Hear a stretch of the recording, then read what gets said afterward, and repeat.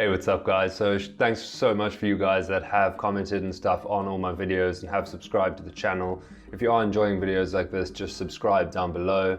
It just helps the channel out, it helps me see who's interested, and you can also comment and stuff, as a lot of people have, about things that you may want to see in the future. So this watch, the Garmin Fenix 6X, as you all know if you've watched my other review of the video, it's not as comprehensive as some of the other ones on YouTube at the moment, so be sure to search in the search function above. They are really good, DC Rainmaker, they're really good reviews and stuff like that, but I'm just going to go over basically again what I've found with the watch. I've been using it for several more months since the upload of my last video, so I think it's going to be helpful. I've had a lot of people comment and a lot of people coming from different backgrounds and different sports wanting to know if there are certain features that might help them out. So I'm going to sit down with you guys, I'm going to switch the view of this camera onto the watch, and I'm going to just show you kind of what I've found and how I've used it, and perhaps where I think it falls a little bit short, and maybe what you could use it for.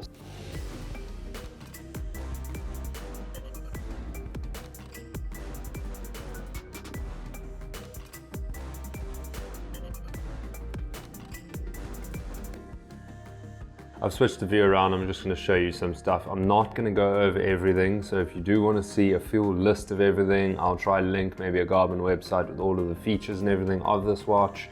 This is the Garmin Fenix 6X. There are other versions. There's a version with a bezel with solar on it. That's the solar model of this sort of version. There's smaller versions, so just check out. There are a lot of different variations of this watch, both in the 5 and the 6. So it's obviously got the normal, let me just take the strap off. I'll go through kind of the build of it at the moment. It's got this sapphire glass, this is the one I went through.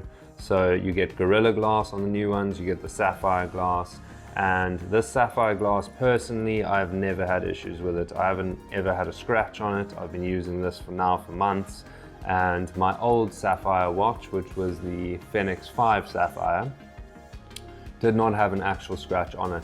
This bezel around the Fenix 5 over here, as you can see, is like a black color, and you can see maybe on video over here on the edge, it's kind of a little bit of scuffed silver coming through. That on the old watch that I had for 2 years, this whole bezel kind of turned a little bit of a different color, but the glass held up very, very well and had no scratches.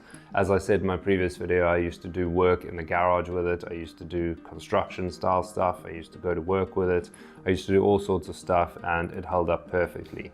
The watch strap is really, really nice. It's a silicone watch strap, so you can get replacements for it. There are two little tabs underneath here, so you just pull the tab down, and with a little bit of finickiness, you can just actually clip this piece off.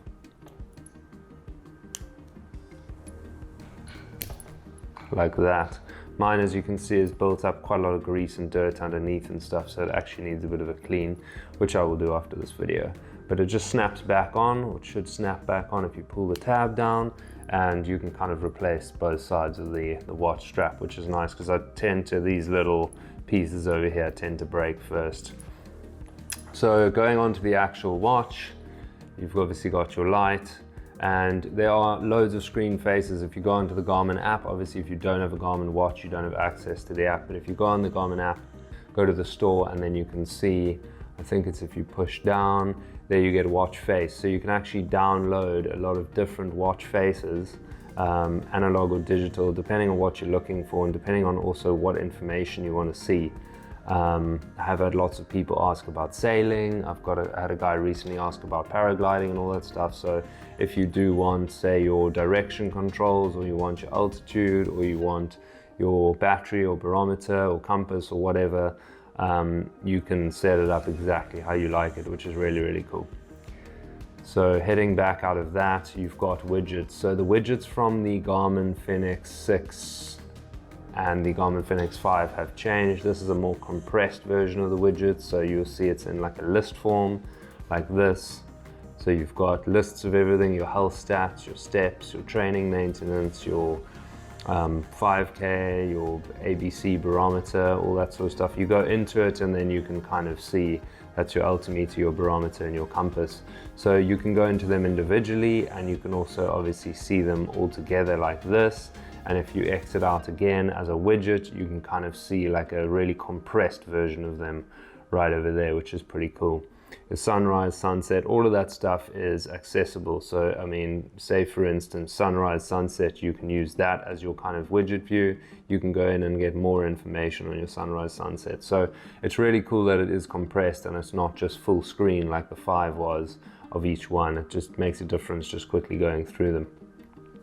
Then if you push this top button over here, you've obviously got all of your sports. These two are something that you can kind of add and move around. I've got like a little 7-minute gym workout here.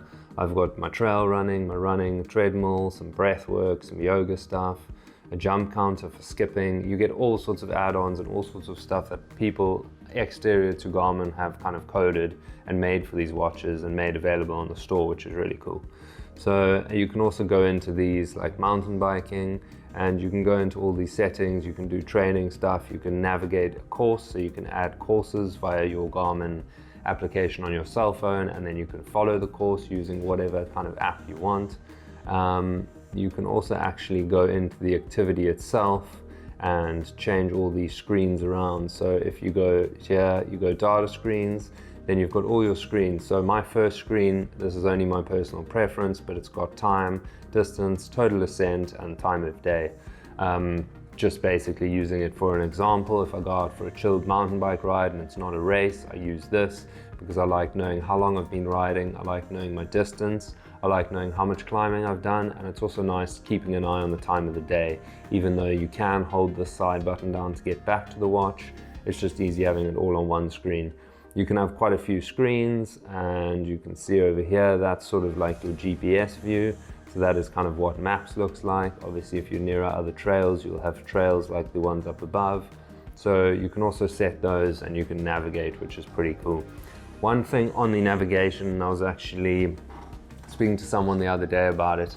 I am thinking about perhaps for the 100K Drakensberg race, getting a handheld Garmin GPS navigation, and I'll definitely do a review if I do. The reason why I'm thinking of that is because of the bigger, larger screen on the handhelds, about that big. And if I'm running during the night by myself and I'm running obviously in a place that I've never been before, I will definitely go over the maps. And that's kind of what I urge you guys to do even with these watches. I'd say it's probably especially with these watches. If you go into them and you go all the way down to the bottom, you get like your courses, you can make waypoints, you can make navigation, it can just track you outright.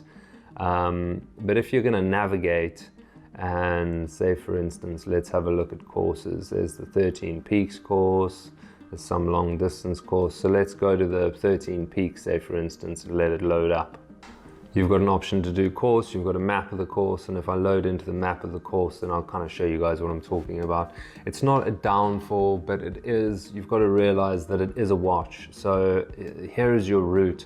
That is Hout Bay, and this route goes all the way around to Muizenberg Peak. So this is a part of the route we did on Sunday, and if you haven't got me on Strava, add me on Strava. You can see kind of what I do and the different routes and stuff. And I also like checking out your guys' training and stuff like that. It's really cool. So I'll put a little link in the description below.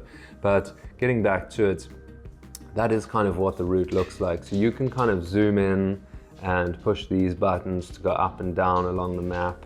But that is basically what your map looks like. And if you set out like waypoints, it'll give you little points along the way, and there'll be a little arrow on your screen here that'll kind of navigate around, like almost like a compass, but showing you which direction you're going in.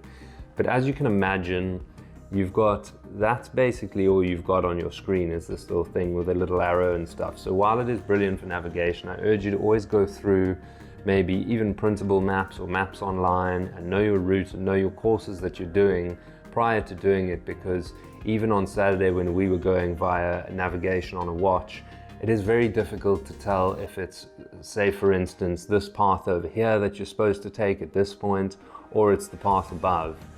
You get an estimate, you kind of get the gist of which direction it's going, but it's not going to be really accurate when it comes to telling you exactly which path to go if you're on a mountainous terrain or you're on trails and stuff like that. So it is accurate, but I wouldn't use it as your only kind of navigation unless you've gone previously over the route, studied the route, which is something in any sport or any event you should do, is go over the route, memorize certain locations in the route, and kind of know where you are. And at least then you can go up to your compass and use that along with an actual paper map or a map on your phone, or everything together to kind of navigate you through, especially if you're stuck on the mountains and stuff like that. At least you've got your compass. You should always know which direction you're traveling in.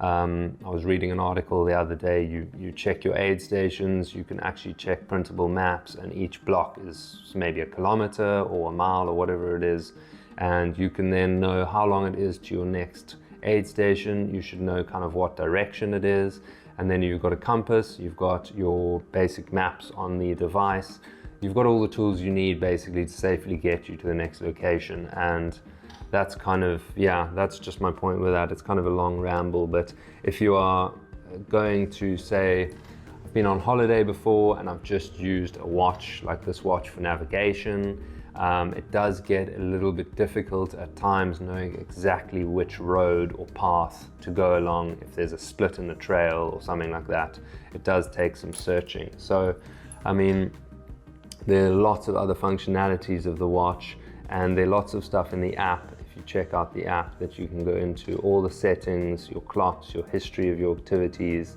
You've got your activities, your widgets, so you can add and take off widgets and controls.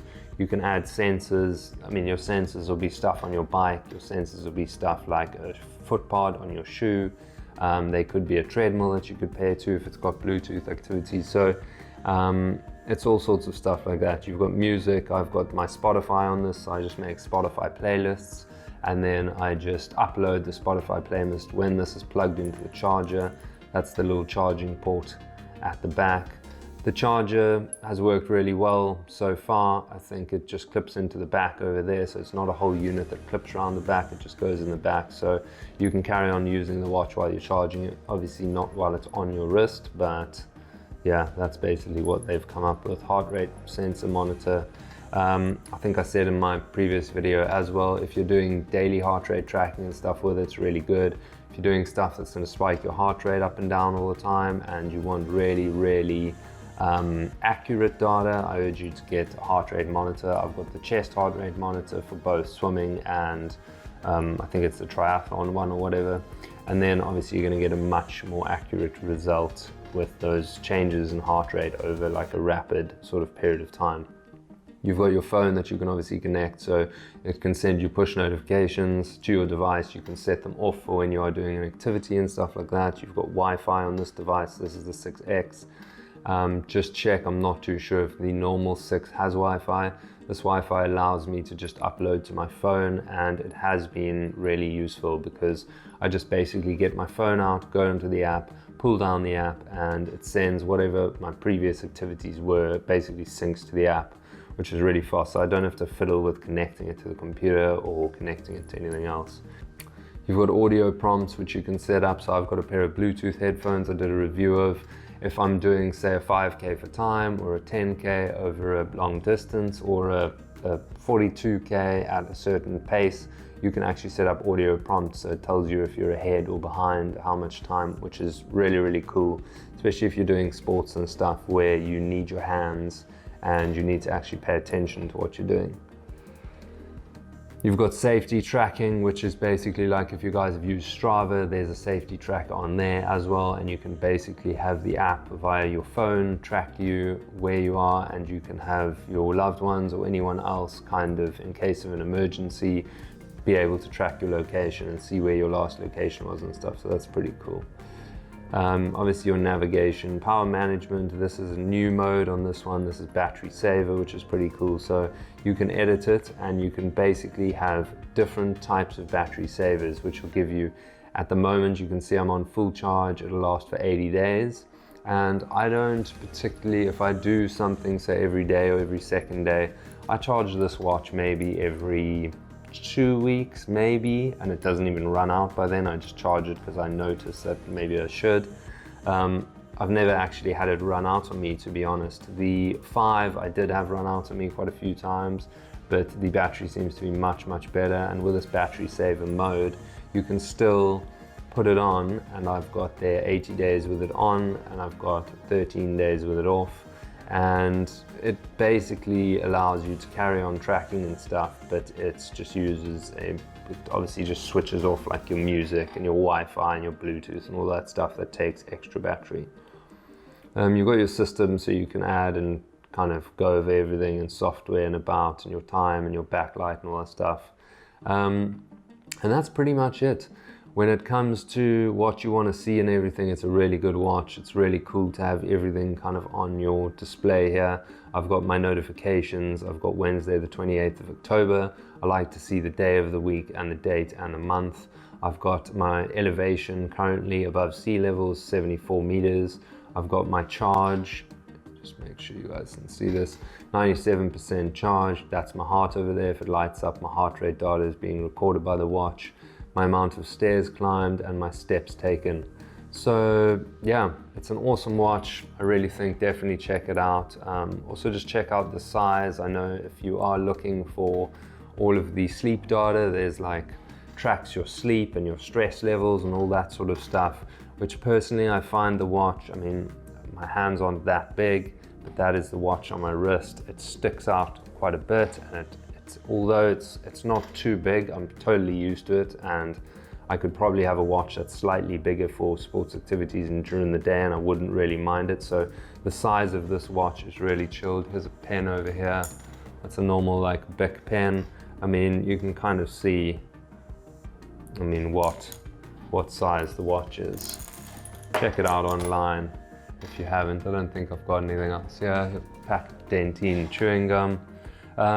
It's not an overly large sort of watch, but it does stick out a bit on your wrist, and I'm just the kind of person that I can't sleep with this thing on. If I'm folding my arms when I sleep, or I'm sleeping on my arm or something, it just gets in the way. So I don't really use the sleep tracking and all of that sort of stuff, purely because I just put it on the table next to me. But otherwise I wear this watch every single day, and it is to me more important than my cell phone. I use it for absolutely everything. I use it to track everything. It gives me notifications. It does everything. The only thing that I sometimes switch off is the notifications, because in today's age, and that's a whole different story, but I don't want to have my phone attached to me every second of every day. And if this is notifying you, you basically look at your phone way more. Because everything that comes through your phone beeps, and then you can look at it on here, you can kind of open the message on here and see it, then you're urged to go to your phone and check it out, and I don't really enjoy that. I kind of try and stay off my phone unless it's for work or anything like that, or doing emails or accounts or anything. But yeah, I don't want to sit on my phone more than I do nowadays, so that's just something to watch out for. I think for various sports, the GPS and GLONASS that it has tracks really well. I haven't had any problems with this watch per se. I have had a problem with my older Garmin Fenix 5 when I was doing a loop in, where was it? It was like in Table Mountain National Park here, and it kind of jumped.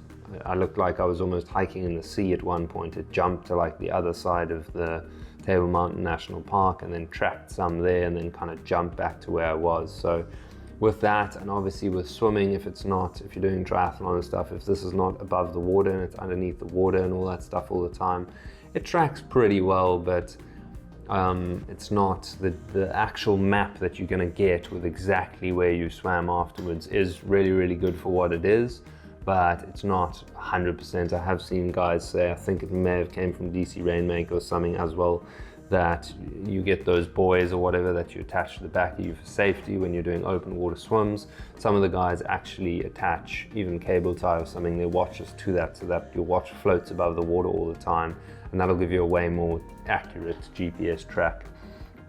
With this, it's been accurate enough, and with a group of say 3 or 4 guys all tracking with watches, it's been within each other, really satisfactory when it comes to your kilometers, your altitude, your elevation gains and all that sort of stuff. So yeah, I'd say it's really accurate enough for pretty much anyone's needs. And if you need anything way more accurate, or as I say again, for me, when it comes to tracking an event where I've never been to the place before and I'm going to be by myself out in the dark running with a headlamp on, I will be getting a larger device that I will make a video about. So yeah, that's pretty much my update, my overview of this watch. As I said, it's more important to me than my phone, and that kind of means a lot. I would, if it broke tomorrow, I would send it in and get a replacement. And yeah, it's just brilliant. It works with all the other apps. It works with Strava. It uploads all my activities, and it's just, there's no fiddling around or messing around with it. So the last thing I'd probably touch on is the fact that my Fenix 5 that I ordered from Amazon, I ordered from America. I'm in Cape Town, South Africa. When it first was released, I had that watch for about 2 years, and it actually broke on the day of my Ultra Trail 65 kilometer. That's the Cape Town race I did. And I sent it in, and they actually sent me a brand new one, which I ended up selling. And that's how I kind of paid for this one. Obviously put money in because of the price difference, but they are a really good company when it comes to returns. And that's, I mean, you're buying a watch that's really expensive. If something on it breaks or something goes wrong, then you want to make sure that you can send it back to the company, and they'll either give you a replacement or just properly fix the device. And because if you're doing races and you're doing activities where you're relying on it and you don't want it to go sort of wrong, it's nice that they just give you another device, because you're not sure if you get your old device back sometimes if it's going to happen again, and that's going to be really irritating. So that fortunately hasn't happened to me, and the one watch that I had for 2 years, after 2 years stopped working, didn't work really well, and they gave me a new one. So yeah, that's just a bit of peace of mind, because it is a lot of money to spend on a device, and it's nice to know that if it breaks, you've kind of got a company that is willing to do that. So yeah, that's about it. I'm not sponsored by any products or anything like that. This is just a device that I started using, as I say, years ago when the Fenix 5 came out.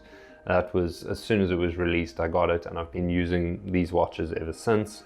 So yeah, it's kind of biased because I've always stuck with Garmin. I haven't tried Santo, I haven't tried other brands, but it's been super reliable, and it's something that I would definitely recommend to like family, friends and mates and stuff like that. So yeah, hope you enjoyed the review. If you've got any questions or anything, or you want to see any other reviews, just let me know down below in the comments. And yeah, have a good week. I'll catch you guys next week. Cheers.